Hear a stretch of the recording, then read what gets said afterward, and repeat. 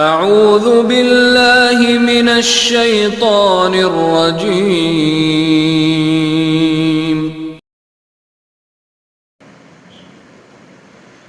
ان الحمد لله نحمده ونستعينه ونستغفره ونؤمن به ونتوكل عليه ونعوذ بالله من شرور انفسنا ومن سيئات اعمالنا من يهده الله فلا مضل له ومن يضلله فلا هادي له واشهد ان لا اله الا الله وحده لا شريك له واشهد ان محمدا عبده ورسوله فقد قال الله تبارك وتعالى في القرآن المجيد والفرقان الحميد أعوذ بالله السميع العليم من الشيطان الرجيم بسم الله الرحمن الرحيم يا أيها الذين آمنوا اتقوا الله حق تقاته ولا تموتن إلا وأنتم مسلمون يا أيها الناس اتقوا ربكم الذي خلقكم من نفس واحدة وخلق منها زوجها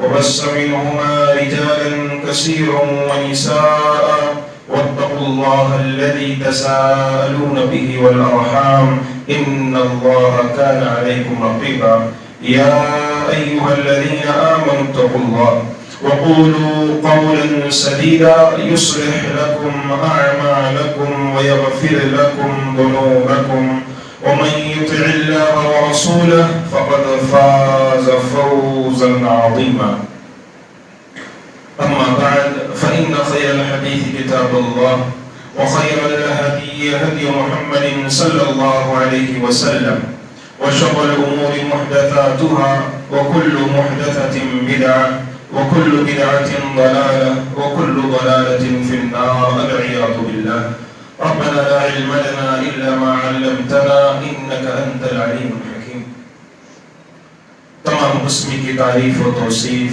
حمد و ثنا کبریائی بڑائی بزرگی اللہ وحدہ لا شریک کے لیے ہیں۔ درود و سلام ہو تمام انبیاء کرام پر، خصوصاً امام اکرم ہادی عالم شافی محشر ساقی کوثر محمد اکرم صلی اللہ علیہ وآلہ وبارک وسلم پر۔ معزز سامعین کرام، اللہ تبارک و تعالی کا شکر و احسان ہم بجا لاتے ہیں کہ ہمیں اور آپ کو اس رمضان المبارک کے مہینے کے اندر عبادتیں کرنے کے اللہ نے توفیق عطا فرمائی۔ اللہ تبارک و تعالی نے ہمیں اور آپ کو اس رمضان المبارک کے مہینے سے فائدہ اٹھانے کا موقع دیا، لیکن ابھی کچھ ہی دنوں کی بات ہے کہ ہم اور آپ یہ بات کہہ رہے تھے کہ رمضان المبارک کے اس مہینے سے فائدہ اٹھا لو، رمضان المبارک کے اس مہینے کو غنیمت جان لو، اس مہینے کے اندر عبادتیں کر لو۔ اور آج وہ دن ہے کہ آج سے بعد والا جمعہ ہمیں اور آپ کو رمضان المبارک کا مہینہ نہیں رہے گا ہمارے اور آپ کے پاس۔ آنے والے جمعے کے موقع پر ہم اور آپ رمضان المبارک سے باہر ہو چکے ہوں گے۔ یہ وہ مہینہ تھا جو ہمیں اور آپ کو سبق دینے کے لیے آیا، جب ہمیں اور آپ کو قرآن و سنت کی تعلیم سمجھانے کے لیے آیا۔ یہ وہ مہینہ ہے جو ابھی چل رہا ہے۔ اللہ تبارک و تعالی نے ہمیں اور آپ کو اس مہینے کے اندر عبادتیں کرنے کا حکم دیا، تقوی اختیار کرنے کا حکم دیا۔ اس مہینے کے اندر اللہ تبارک و تعالی نے جنت کے دروازے کھولے، جہنم کے دروازے بند کیے، جہنم سے لوگوں کو آزاد کیا۔ اس مہینے کے اندر اللہ تبارک و تعالی نے دعاؤں کی قبولیت کے کچھ اوقات بتائے۔ ان وقتوں میں تم دعائیں کرو، اللہ تمہاری دعاؤں کو قبول کرے گا۔ یہ وہی مہینہ تھا جس مہینے کے اندر اللہ نے کہا کہ میرے پیارے بندو روزہ رکھو، اور روزے کا ثواب تمہیں کوئی نہیں دے سکتا سوائے میرے، اور وہ دوں گا تمہیں جب تم مجھ سے ملاقات کرنے، جب اللہ تبارک و تعالیٰ کے پاس ہم اور آپ پہنچیں۔ یہ وہ مہینہ تھا جو بابر برکتوں والا، جو رحمتوں والا، جو اللہ تبارک و تعالیٰ کی نیکیوں، اللہ تبارک و تعالیٰ نے اس مہینے کو نیکیوں سے بھر دیا تھا۔ اب یہ مہینہ جانے کو چاہتا ہے، یہ مہینہ تقریباً اپنے اختتام پر پہنچ چکا ہے. اس مہینے کے اب ختم ہونے کا وقت آ چکا ہے اور ہم اور آپ ایک پیارے اپنے جو لوگ ہوتے ہیں جن سے بڑی محبت اور پیار ہوتا ہے، جن سے بڑا لگاؤ ہوتا ہے، جن کو ہم چاہتے ہیں دل سے، جن سے ہم محبت کرتے ہیں، جن کو ہم چاہتے ہیں کبھی ان کو اپنے نظروں سے اوجھل نہ ہونے دیں، جب وہ کبھی ہم سے جدا ہوتے ہیں تو ہماری آنکھوں میں آنسو آ جاتے ہیں. جب کبھی وہ ہم کو چھوڑ کر جاتے ہیں تو ہمارا دل غمگین ہو جاتا ہے. جب کبھی ہمیں ہماری جانب سے ہماری طرف سے چلے جاتے ہیں، ہماری نظروں کے سامنے نہیں رہتے، دل کے اندر سسکیاں بجنے لگتی ہیں. اور یہ وہ مہینہ ویسے ہی مہینہ تھا کہ اب یہ جانے کو چاہتا ہے اور بڑا دکھ اور افسوس بھی ہوتا ہے اور بڑی تکلیف بھی ہوتی ہے کہ پتہ نہیں جتنی نیکیاں کمانی تھی شاید ہم اور آپ نے کمائی کہ نہیں، جتنی عبادتیں اس مہینے میں کرنی چاہیے تھی پتہ نہیں ہم اور آپ نے کی نہیں، جتنا اللہ کو راضی کرنا چاہیے تھا پتہ نہیں ہم اور آپ نے اللہ کو راضی کیا کہ نہیں، جتنا اللہ تبارک و تعالیٰ کے سامنے رونا تھا، جتنا گر گرانا تھا، پتہ نہیں ہم اور آپ اللہ کے سامنے اتنا روئے اتنا گر گرائے کہ نہیں. پتہ نہیں یہ وہ مہینہ ہے جو آج ہمارے ہاتھوں سے اب جا رہا ہے. ابھی بھی چند اوقات چند لمحے باقی بچے ہوئے ہیں، چند دن باقی بچے ہوئے ہیں اور کسی نے اپنے اس مہینے کو لاپرواہی میں گزارا ہو، کسی نے اپنے اس مہینے کو عبادت گزاری میں نہ گزارا ہو، اس کے لیے ابھی بھی موقع ہے، ابھی بھی وقت ہے، ابھی بھی چانس ہے. 3 یا 4 یا 5 دن بچے ہوئے ہیں، ان میں عبادتیں کر لو، ان میں کثرت سے عبادتیں کر لو، اپنی کمر کو باندھ لو. اور خصوصاً ابھی جو ہے تاخراتیں بچی ہوئی ہیں، آج کا ہے، اس کے بعد ابھی 2 اور بچے ہوئے ہیں، کمر کو باندھ کر عبادتیں کرو، کمر کو باندھ کر اللہ کے سامنے رو اور دل گراؤ. کیونکہ اگر یہ مہینہ ہاتھ سے نکل گیا، اپنے آپ کو جہنم سے آزاد نہ کروا پائے، اپنے آپ کو جنت میں داخل نہ کروا پائے، یقین جان لیجئے اس روئے زمین پر ہم سے بڑا بدبخت شخص کوئی موجود نہیں ہوگا. اگر یہ رمضان کا مہینہ ہمارے ہاتھ سے یوں ہی نکل گیا اور ہم نے اس کا کوئی احترام نہیں کیا، کوئی قدر نہیں کی، کچھ نہیں کیا، عبادتیں نہیں کی، یقین جانو اور سوچو آج اکیلے میں بیٹھ کر، آج اپنے ذہنوں میں اپنے دماغوں کے اندر غور لگاؤ، اپنے دل سے سوال کرو، اگر تم نے اس مہینے کی اہمیت اور فضیلت کو سمجھ کر عبادت کی ہے، یقین جان لو کامیاب ہو گئے. اور اگر نہیں کی ہے، اگر ویسے ہی جیسے پورا سال گزارتے تھے، بس اتنا فرق آ گیا کہ اس مہینے کے اندر آپ نے مسجدوں کو آنا شروع کر دیا، 5 وقت کی نماز یا 2 وقت 3 وقت کی نماز پڑھ لی اور باقی موقع باقی لمحہ ویسے ہی گزرتا رہا جیسے سال کے 11 مہینے گزر رہے تھے، تو یقین جان لیجیے ہم سے بڑا بدبخت شخص اس روئے زمین پر کوئی نہیں ہے کہ ہم نے اتنا مبارک مہینہ پایا جہنم سے آزاد نہیں کروا پائے. آج ہمیں سوچنے کی ضرورت ہے اور سمجھنے کی ضرورت ہے. آج اپنے ذہنوں اور اپنے دماغوں کے اندر یہ چیز لانے کی ضرورت ہے. کہاں پر ہے ہم؟ یہ مہینہ آیا چلا گیا اور پتہ نہیں ہم میں سے کتنے ایسے بھی بیٹھے ہوئے ہیں، کتنے بھی سروے زمین میں ہمارے مسلمان بھائی موجود ہیں، کتنے ایسے لوگ موجود ہیں جن کو آئندہ سال ہی ملنے والا نہیں ہے، آئندہ سال جن کو ملنے والا نہیں ہے. کتنے لوگ ہیں بھی رمضان المبارک کے مہینے میں جو روزے رکھ رہے ہیں، کتنے لوگ ہیں جو عبادتیں کر رہے ہیں، کتنے لوگ ہیں جو اس رمضان المبارک کے مہینے پر ظاہر بھی کر رہے ہیں. انہیں پتہ نہیں ہے کہ کتنے ایسے لوگ ہیں جن کو آئندہ سال یہ ملنے والا نہیں، زندہ نہیں رہیں گے آئندہ سال. ہم میں سے پتہ نہیں، میں پتہ نہیں آپ میں سے کون، پتہ نہیں کون اس روئے زمین پر زندہ رہے، پتہ نہیں آئندہ سال اس مسجد میں کتنے لوگ زندہ رہے، کتنے لوگ بچے، کون اس دنیا کو چھوڑ کر چلا جائے، کسی کو کوئی خبر نہیں. آپ کو جب یہ سب معلوم ہے تو پھر عبادتوں سے دور کیوں ہیں آپ؟ جب یہ ساری چیزیں ہمیں خبر ہے، ساری چیزوں کا علم ہے، ہمیں کیوں دور ہے؟ غافل بنے بیٹھے ہیں، سمجھتے ہیں ابھی تو جوانی ہے نا، اور ابھی تو کیا ہوا، بخار نہیں آئی مجھے، کوئی تکلیف تو نہیں ہے نا، کسی بیماری میں مبتلا نہیں ہوا ہونا. یاد رکھنا موت کبھی بیماری لے کر نہیں آتی، موت تو صرف ایک بہانہ لے کر آتی چلی جاتی ہے. ایسا نہیں ہے کہ بیماری آئے گی تو ہی مریں گے آپ، ایسا کبھی نہیں ہے کہ آپ کو کوئی جو ہے بڑی بیماری بڑا مرض لاحق ہوگا تبھی مریں گے، اس سے پہلے آپ مر نہیں سکتے. سوتے سوتے کئیوں کی جان نکل گئی، کچھ نہیں تھا آپ کا، سوتے سوتے سو رہے تھے، کئیوں کی جو ہے روح پرواز کر گئی، کچھ نہیں تھا. یاد رکھیے گا یہ اللہ تبارک و تعالیٰ کی جانب سے ہمیں موقع ملا ہے، موقع ملا. اور یہ جا رہا ہے موقع.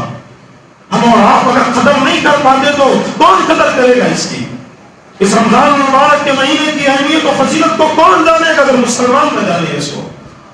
اگر مسلمان اس کی قدر نہ کرے تو کون کرے گا؟ عبادتوں سے فرصت ہونا. عبادتیں ہمارے پاس کچھ نہیں. اور ایک بات اور آپ کو بتلا دوں، ہمارے اسلاف اس رمضان میں عبادتیں کرنے کے بعد تقریباً 6 مہینے تک یہ دعا کیا کرتے تھے کہ اللہ میری یہ عبادت کو قبول فرمانا. 6 مہینے تک اس رمضان کے گزر جانے کے بعد دعائیں کرتے تھے کہ اللہ میرے رمضان میں کی ہوئی عبادتوں کو قبول فرمانا. علی مرتضیٰ رضی اللہ عنہ اور اسی انداز سے اسلاف ہمارے دوسرے اسلاف یہ ڈرا کرتے تھے کہ وہ عمل تو کر لیا پتہ نہیں قبول ہوا کہ نہیں. عمل سے زیادہ خوف قبول نہ ہونا چاہیے. عمل سے زیادہ ڈر قبول نہ ہونا چاہیے. کہ عمل تو ہر کوئی کر لیتا ہے، کرنے والا تو ایک ہندو بھی کرتا ہے، صدقہ تو خیرات تو غیر مسلم بھی کرتا ہے، اور مطلب تو یہ ہے کہ وہ قبول ہوتا ہے یا نہیں. اصل چیز تو یہ ہے کہ اللہ کے دربار میں وہ چیز مقبول ہے کہ نہیں. وہ عمل تو ساری دنیا کر رہی ہے، سارے مذاہب والے کر رہے ہیں. غیر مسلم دیکھیے کتنوں کی جانیں بچا رہا ہے، کتنوں کی جو ہے جانوں کی حفاظت کر رہا ہے، کتنوں کی مدد کر رہا ہے، لاکھوں بچوں کو جو ہے پڑھا رہا ہے، تعلیم دلا رہا ہے. مطلب تو یہ ہے نا کہ کیا وہ اللہ کی بارگاہ میں قبول ہوتا ہے یا نہیں؟ اللہ کی بارگاہ میں وہ مقبول ہے یا نہیں؟ یہ اصل ہے، یہ سب کرنا ہے. ہم نے تو عمل کر لیے، عبادتیں کر لی، اصل مسئلہ یہ ہے کہ کیا قبول ہوگا یا نہیں. اور اسلاف نے یہ چیز ذکر فرمائی ہے کہ قبول ہونے کی جو ہے سب سے بڑی چیز اور سب سے بڑی وجہ یہ ہوتی ہے کہ رمضان کے بعد انسان اپنے آپ کو ویسے ہی بنا لے جیسے رمضان میں تھا. تب اس کا مطلب یہ ہوا کہ اس کے اعمال قبول ہوئے، ورنہ اس کے اعمال قبول نہیں ہوئے.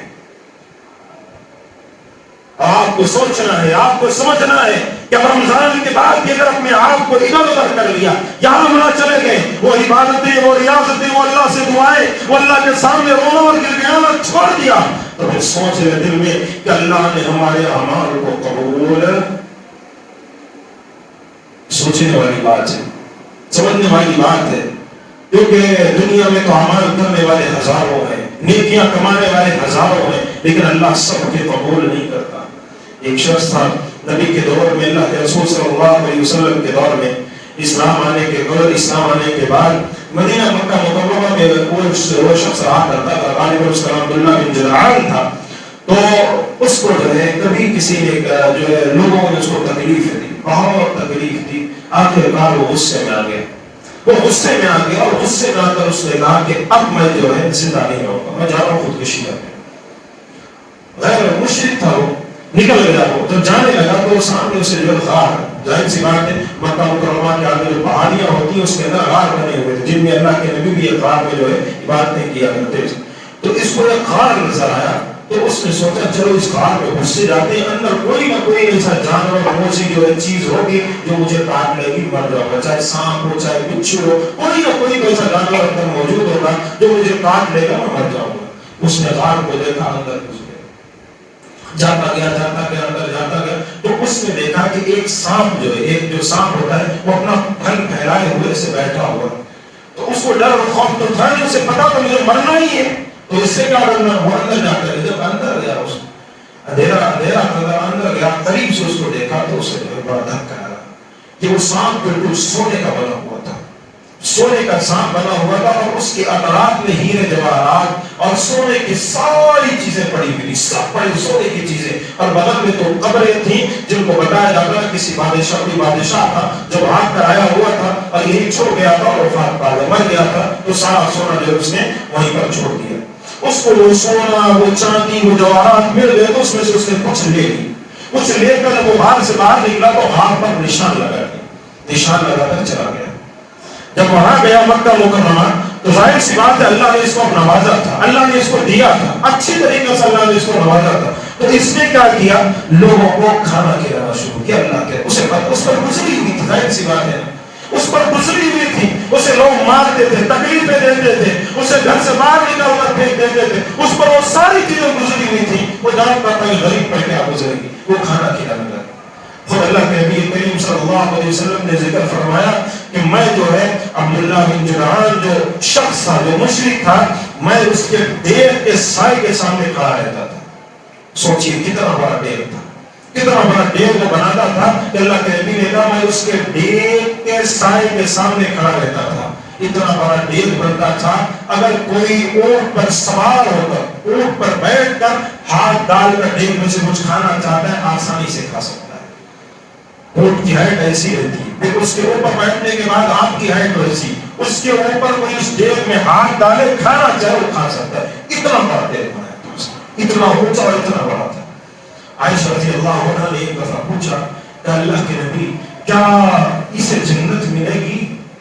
اسے کیا جنت ملے گی؟ یہ جنت میں داخل ہوگا؟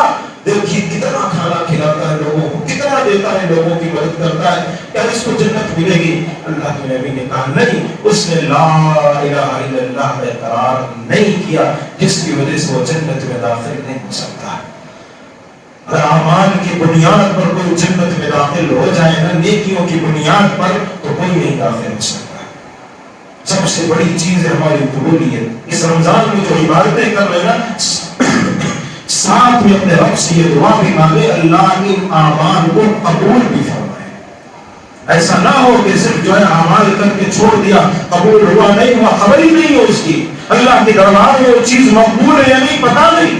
آپ تو کھڑے ہیں، نبی کریم صلی اللہ علیہ وسلم نے کیا ارشاد فرمایا، کئی ایسے قیام کرنے والے ہیں جو قیام کرتے ہیں اور تراویح کی نماز اور رات میں تہجد کی نماز پڑھتے ہیں، لیکن اللہ اس کو قبول نہیں کرتا۔ کئی ایسے لوگ ہیں۔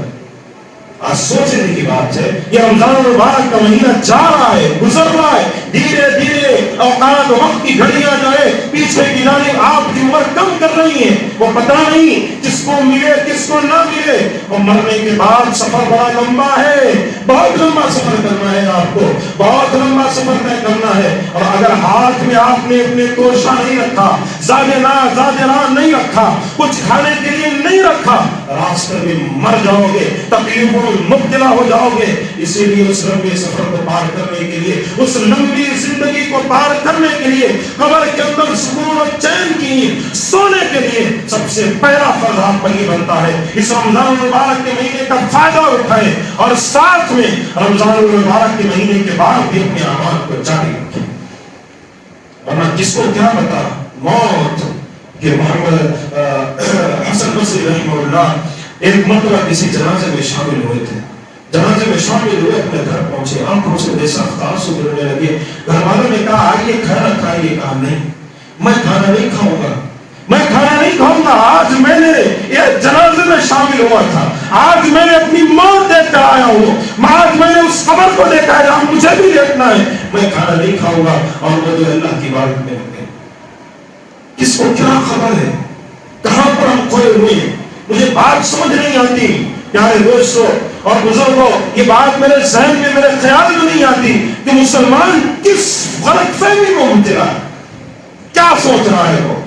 اگر نماز نہیں پڑھتا اسے ڈر نہیں ہے، ڈر نہیں ہے موت کی، قبر کی تنہائی کی، قبر کے اندر داخل ہونے کی، وہ ڈر نہیں ہے، وہ ذرہ برابر بھی خوف نہیں ہے۔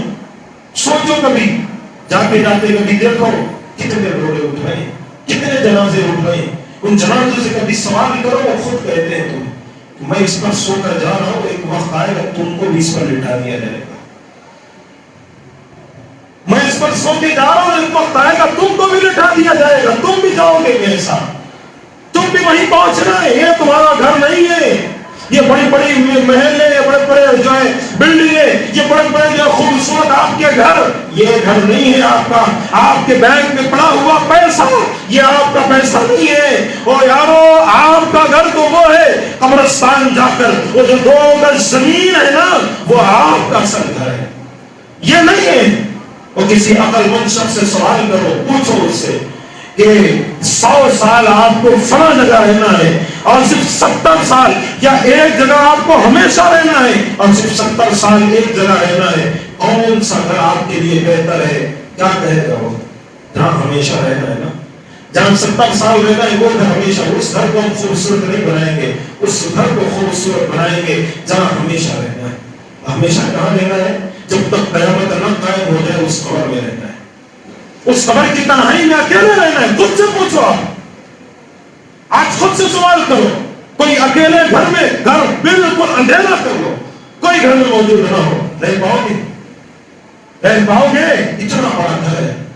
اکیلے جو ہے بستر پر سونے کی کوشش کرو, رہ پاؤ گے؟ اور یہ سب چھوڑ دو, اکیلے رات کے موقع پر قبرستان جا کر لوٹ کر آ پاؤ گے؟ بولو بولو. کسی میں ہمت نہیں. کیوں؟ قبرستان کی وہ ویرانی, قبرستان کے اندر کا وہ سناٹا, قبرستان میں وہ لیٹے ہوئے لوگ, قبرستان میں وفات پائے ہوئے لوگ, اس کو دیکھ کر انسان کا دل دہل جاتا, ڈر و خوف اس کے سینے میں بیٹھ جاتا ہے. کیوں اپنے آپ سے سوال نہیں کرتے کہ قبرستان مجھے بھی آنا تجھ کو باقی ہے نہیں, میں بھی وہی آؤں گا, اور پھر رات ہو چاہے دن ہو, چاہے رات کا سناٹا ہو چاہے دن کا شور ہو, مجھے بھی تیرے اسی زمین پر سونا ہے. ہمیں خوف نہیں, ہمیں ڈر نہیں, ہمیں اللہ کا ڈر نہیں. کبھی جاؤ کنہیں مردوں کو دیکھو, کنہیں لوگوں کو دیکھو جو وفات پا رہے, اللہ کی قسم کبھی غور سے دیکھو تو آنکھوں میں سے آنسو اگر اس بندے کے نہ آ جائے, قسم اللہ کی قسم کھا کر کہتا ہوں اس سے زیادہ سخت انسان کوئی نہیں ہو. بالکل کسی کا کوئی وفات پانے لگتا ہے اور اس کو آنکھیں ایسے اٹھ جاتی ہیں, اس کے ہاتھ اور پاؤں سے کانپنے لگتے ہیں, اس کے زبان بالکل جو اس کی کیا کہتے ہیں سب کو جاتی ہے. لوگ کوشش کرتے ہیں اس کا منہ کھول دو, پانی پلاؤ, اس کو پانی کی پیاس کی شدت محسوس ہوتی ہے. جسم کو غور سے دیکھو, اس کا جسم سے کپکپانے لگتا ہے. ہمیں بھی انہی راستوں سے گزرنا ہے, ہمیں بھی انہی طریقوں سے گزرنا ہے, اور ہمیں خوف نہیں. ہم کہتے ہیں بس, اور پتہ نہیں کتنے جو ہے آئندہ سال راستوں سے گزر چکے ہوں گے. ہم میں سے ہم, میں, آپ میں سے کون کس کو پڑھا. اس لیے پیارو اس رمضان المبارک کے مہینے کی اہمیت کو جانو, اس رمضان المبارک کی فضیلت کو جانو, اس رمضان کو ضائع مت ہونے دو, اس رمضان کو اپنے ہاتھوں سے مت جانے دو. اگر یہ چلا گیا اور اس رمضان المبارک کے مہینے سے فائدہ نہ اٹھا پائے تو ہم بھی نبی کی اس حدیث کے مصداق ٹھہریں گے جو اللہ کے نبی منبر رسول پر اپنے آئے, ایک سیڑھی پر قدم رکھا تو فرشتے نے کیا کہا تھا, اللہ کے نبی آپ میں سے یا آپ کے کسی صحابہ یا لوگوں میں کسی کو رمضان المبارک کا مہینہ ملے, اللہ کے نبی کریم صلی اللہ علیہ وسلم نے ارشاد فرمایا کہ اللہ کے نبی وہ شخص کی طرح بدبخت ہوگا جس کو رمضان المبارک کا مہینہ ملے اور رمضان میں عبادتیں کر کے اپنے اوپر جہنم کو حرام نہ کروا پائے. اللہ کے نبی وہ شخص اس شخص کی ناک کھا کالود ہو. آپ آمین کہیے. اللہ کے نبی نے آمین کہا اور فرشتے نے کہلوایا اللہ اکبر. اگر ہم نے اس رمضان کے مہینے کا فائدہ نہ اٹھایا تو اسی کے مصداق ٹھہر پائیں گے کہ رمضان بھی ملا, جہنم بھی ہم اپنے اوپر حرام نہیں کروا پائے, کچھ فائدہ نہیں ملا. اسی لیے رمضان المبارک کے اس مہینے کی اہمیت کو جانیے, اس کی فضیلت کو جانیے. اس کو ایسے ہی ضائع اگر ہاتھ سے جا رہا ہے, اور اب تک آپ نے یوں ہی عبادتیں کی, یوں ہی بس چلتے پھرتے ایسے ہی آئے نماز پڑھ لیے چلے گئے, قرآن مجید کی تلاوت کچھ نہیں, اللہ سے توبہ کیجیے, اللہ سے توبہ کیجیے. اللہ تبارک و تعالیٰ کے سامنے روئیے اور گڑگڑائیے. اور یہ بات یاد رکھیے گا, یقین کے ساتھ بتلا رہا ہوں اور پورے ایمان کے ساتھ اور جو حواس کے ساتھ بتلا رہا ہوں, اگر رمضان المبارک کے اس مہینے کے اندر آپ نے عبادتیں کی اور غیر رمضان عبادت کرنا چھوڑ دیا, یقین جان لو آپ کی وہ اعمال ہو سکتا ہے راجع ہو جائے اللہ کے پاس. رمضان کی وہ عبادتیں, وہ قیام, وہ تہجد, وہ اللہ کے سامنے رونا اور گر گڑانا سب راجع ہو جائے گا. اگر آپ نے غیر رمضان اپنے آپ کو نہ بدلا. رمضان اس لیے نہیں آتا کہ خود رہو, رمضان آپ کو بدلنے کے لیے آتا ہے, آپ کو تبدیل کرنے کے لیے آتا ہے. 11 مہینے کیسی عبادت کرنی ہے وہ بتانے کے لیے آپ کو ہوتا ہے. یہ تھا رمضان المبارک کے تعلق سے کچھ اہم باتیں آپ کو میں نے بتلائی. اور ساتھ میں ایک چیز اور بتلا دو. کئی لوگوں کے ذہنوں میں یہ سوال ہوتا ہے اور کئی لوگ سوچتے ہیں کہ فطرانہ جو نکالتے رمضان المبارک کے اس مہینے میں اور آخری رمضان آخری تاریخ کو فطرہ نکالا جاتا ہے, فطرانہ جسے کہا جاتا ہے وہ نکالا جاتا ہے, لوگ اس کو نکالتے. تو کئی لوگ ان مسائل میں جو بڑے پریشان رہتے ہیں کیسے نکالنا چاہیے, کیا طریقہ ہے, کیا چیز ہے, کیسے نکالنا ہے. یہ چیز یاد رکھیے, رمضان المبارک کے بعد عید کا چاند نظر آنے کے بعد, عید کا چاند جب نظر آ جائے, عید گاہ جانے سے پہلے آپ کو کچھ فطرہ نکالنا ہے سارے گھر والوں کی طرف سے. سارے گھر والوں کی طرف سے عید کا چاند نظر آنے کے بعد عید کا چاند نظر آ گیا، عید گاہ ابھی آپ نہیں گئے ہیں، اس سے پہلے یا اس کے اندر اجازت ہے کہ عید سے 2 دن پہلے بھی آپ جو اپنا فطرہ نکال سکتے ہیں. آپ کو اگر پتا چل جائے کہ بھائی بہت دیر ہو جائے کہ میں نہیں دے پاؤں گا، تو عید سے 2 دن کے اندر یعنی عید ہے، عید سے 2 دن قبل یعنی 28 اور 29 کا اگر ہے تو 27 اور 28، 29 کا مہینہ آ گیا تو 27 اور 28 ایسے عید سے 2 یا 3 دن پہلے آپ اپنا فطرہ نکال سکتے ہیں. اور اللہ کے رسول صلی اللہ علیہ وسلم نے کتنا فطرہ نکالا تھا؟ اللہ کے نبی کریم صلی اللہ علیہ وسلم نے 1 سا اللہ کے نبی نے فطرہ نکالا. 1 سا ایک نارمل انسان کا جو ہاتھ ہوتا ہے نا، ایک اچھے جو نارمل انسان کا ہاتھ ہوتا ہے، اس ہاتھ سے 4 مد، یعنی اگر چاول کسی کو دے رہے ہیں ایسے میں 4 مد، ایسے لے کر 1 مد، 2 مد، 3 مد، 4 مد، یہ 4 مد. اگر یہ سمجھ میں نہ آئے تو علماء کرام نے جو ایک لمسم آپ کو طریقہ بتایا، کسی نے 2.5 کلو گرام کا، کسی نے 3 کلو، تو بہتر ہے 3 کلو گرام آپ جو ہے ایک شخص کا فطرانہ نکالیں، ایک شخص کا. اور یہ کس پر واجب ہے؟ ہر کسی پر واجب ہے جس کے پاس اتنی طاقت ہو کہ اس کے پاس 1 دن 2 دن کا کھانا اس کے گھر میں رکھا ہو، ہر کسی پر. اور یہ ہر گھر میں ہر کسی فرد پر واجب ہے. گھر میں اگر بچہ ابھی پیدا بھی ہوا ہے نا، ابھی بچہ گود کا بچہ بھی پیدا ہوا ہے 1 یا 2 مہینے کا، اس کا بھی آپ کو فطرہ نکالنا ہے. یہ بھی یاد رکھیے. گھر میں جتنے افراد ہیں آپ کے جتنے افراد ہیں ان کا آپ فطرہ نکال سکتے. مثال کے طور پر آپ کے گھر میں 3-4 بھائی ایک ساتھ رہتے ہیں، اگر وہ تینوں بھائی اپنا الگ الگ نکالنا چاہتے ہیں بے شک نکال سکتے ہیں. اور تینوں بھائی اگر مل کر پورے خاندان کا جتنی فیملی کے گھر میں ملے ہوئے نکالنا چاہتے ہیں پھر بھی نکال سکتے ہیں. کیسے بھی نکالنا ہے، آپ کو فطرہ نکالنا واجب ہے، ضروری ہے. یہ آپ چھوڑ نہیں سکتے، اس کو آپ اس کو ختم نہیں کر سکتے کہ نہیں واجب کوئی مستحب یا سنت نہیں ہے، واجب ہے. علماء کا اجماع اس بات پر کہ فطرہ نکالنا ہر مسلمان پر واجب ہے، چاہے وہ گھر کے اندر چھوٹا بچہ کیوں نہ ہو، بیوی کیوں نہ ہو، ماں کیوں نہ ہو، بڑے کیوں نہ ہو، چھوٹے کیوں نہ ہو، گھر میں جتنے افراد ہیں پوروں کا جو ہے یہ فطرہ. کیا نکالنا چاہیے؟ اب سوال یہ آتا ہے کیا دینا چاہیے؟ جو دینا ہے کسی کو کیا دینا چاہیے؟ کیا چیز ہونی چاہیے؟ وہ چیز جو اس ملک کے اندر اس جگہ پر کھانے کے لائق ہے. آج کل لوگ کیا کرتے ہیں، اللہ کے نبی کریم صلی اللہ علیہ وسلم نے گیہوں کا حکم دیا ہے، کیا کرتے ہیں گیہوں اٹھا کر، گیہوں سستی ملتی ہے، اٹھاتے ہیں گیہوں سستی اٹھا کر جو ہے فطرہ نکال کر دے دیتے ہیں.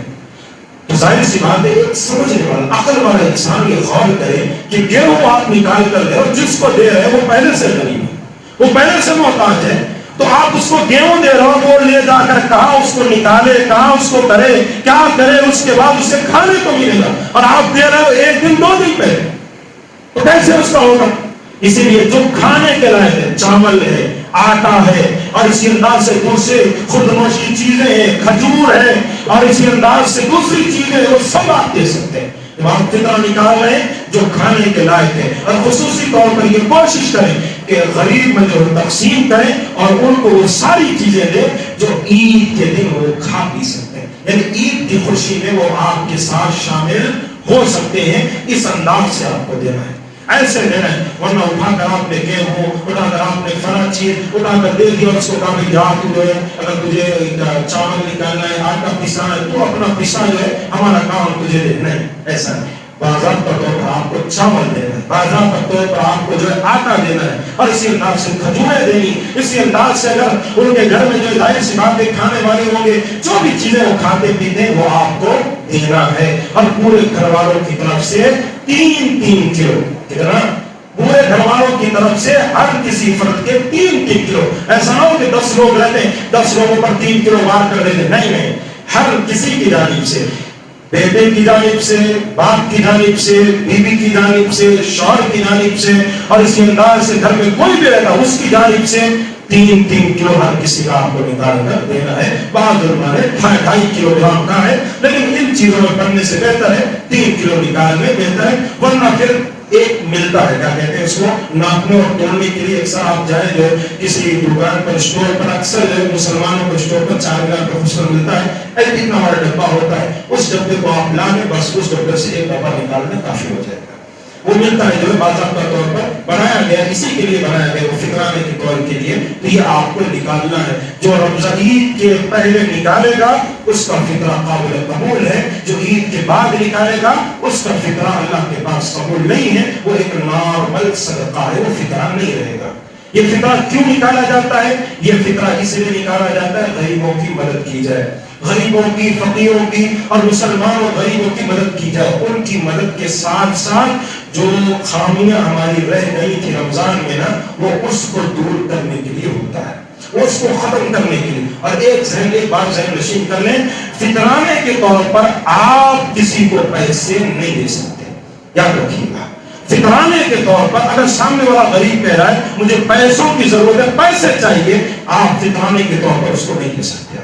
آپ کھانے کی چیزیں دیں گے. علماء کا اس بات پر اجماع ہے اور اللہ کے نبی نے اپنے دور میں یہی کیا ہے. اللہ کے نبی نے پیسے نہیں دیے کہ آپ اپنی جان چھڑانے کے لیے کون کر لیتے بیٹھے جو ہے اس کو ناپ تو پیسے دے دو, اٹھا کر جتنے پیسے ہو رہے تھے نہیں دے سکتے. آپ کو نکال کر دینا. یا پھر ایسے جو کیا کہتے ہیں ایسی چیزیں, ایسی جگہ ہوتی ہے, مساجد ہوتے ہیں اکثر جو ہے مسجدوں میں, یا ایسے کیا کہتے ہیں سینٹرز ہوتے ہیں جہاں پر فطرہ جمع کیا جاتا ہے اور وہاں سے فطرہ جو ہے لوگوں میں دیا جاتا ہے. تو وہاں اگر وہ لوگ پیسے مانگ رہے ہیں آپ پیسے دے دیجئے, وہ لوگ خرید کر دے دیں گے. یہ طریقہ کار ہوتا ہے. یہ بات مسائل کے فطرے کے تعلق سے کیونکہ آئندہ جمعہ تک جو ہے موقع نہیں ملے گا اس وقت مسائل کو ذکر کرنے کے لیے, اس لیے میں نے سوچا آپ کے سامنے یہ مسائل بھی واضح کر دوں. اللہ تبارک و تعالیٰ سے دعا ہے الہ العالمین کو ہمیں جب تک زندہ رکھ, ایمان اسلام پر زندہ رکھ, اور جب تم موت دے ہماری زبان سے کلمہ توحید لا الہ الا اللہ جاری فرما. اللہ گنہگار و خطا کار ہے, ہمارے گناہوں کو معاف فرما. الہ العالمین ہم نے اپنے نفسوں پر ظلم کیا ہے, اللہ تو ہماری بخشش فرما. اللہ آج اس ملک کے اندر وبا پھیلی ہوئی ہے, اللہ تو اس کو دور کر دے. الہ العالمین جو لوگ آج اس وبا سے بیمار ہیں اللہ تو ان کو شفائے کاملہ اور عاجلہ نصیب فرما. الہ العالمین تو ہم تمام کو ان قسم کی بیماریوں سے ہماری حفاظت فرما. الہ العالمین آج اس روئے زمین پر یہ تمام مسائل مشکلات سے اللہ تو ہمیں ہماری حفاظت فرما. اللہ ہمارے گھر والوں کی, ہمارے بیوی بچوں کی, اللہ ہمارے افراد خاندان کی, اللہ پورے امت مسلمہ کی ان قسم کی وباؤں سے, ان قسم کی بلاؤں سے, ان قسم کی مشکلات سے حفاظت فرما. اللہ جو لوگ آج اس وبا سے جوجھ رہے ہیں اللہ تو ان کی جو ہے کیا کہتے ہیں اللہ تبارک و تعالیٰ ان کو شفائے کاملہ اور عاجلہ نصیب فرما. اللہ جو لوگ اس وبا سے فوت ہو چکے ہیں اللہ تو ان کی قبر کو جنت کا باغ بنا دے. تو انہیں جنت الفردوس میں اعلیٰ سے اعلیٰ مقام عطا فرما اور تو ان کو جہنم سے آزاد فرما. اللہ آج کتنے ایسے مسلمان ہیں جو پریشان ہیں, جو قرض تلے دبے ہوئے ہیں, جو بیمار ہیں, اللہ تو ان کو شفائے کاملہ اور عاجلہ نصیب فرما. اور جو قرض تلے دبے ہوئے ہیں ان کے قرض کی ادائیگی کا بندوبست فرما. آمین. وآخر دعوانا الحمدللہ رب العالمین.